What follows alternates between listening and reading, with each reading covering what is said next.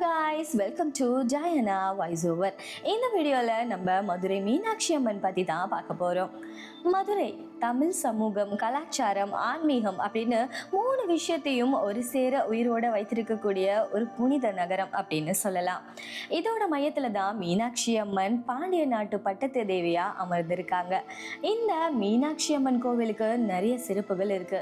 இந்த மீனாட்சி அம்மனுக்கு சிவனுக்கு சமமான சக்தி இருக்கு அப்படின்னு சொல்லப்படுது.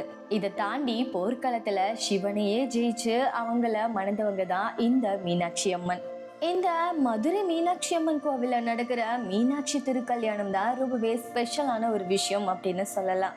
இதை ஒரு ஆன்மீக நிகழ்ச்சியா மட்டும் அங்க இருக்கிறவங்க பாக்குறது இல்ல. இந்த மீனாட்சி கல்யாணத்தை பார்த்தா நிறைய விஷயங்கள் நிறைவேறும் அப்படின்னு அங்க இருக்கக்கூடிய மக்களால நம்பப்பட்டு இருக்கு. இந்த கோவில்ல இருக்கக்கூடிய ஒவ்வொரு கட்டிடக்கலையும் நம்ம மொத்த பாரதத்தோட கலைகளை பிரதிபலிக்கிற மாதிரி இருக்கும். மீனாட்சி அம்மனோட முழு வரலாறும் நம்ம சேனல்லையே ஃபுல் வீடியோவா போட்டிருக்கோம். மறக்காம போய் செக் பண்ணி பாருங்க. தேங்க்ஸ் ஃபார் வாட்சிங்.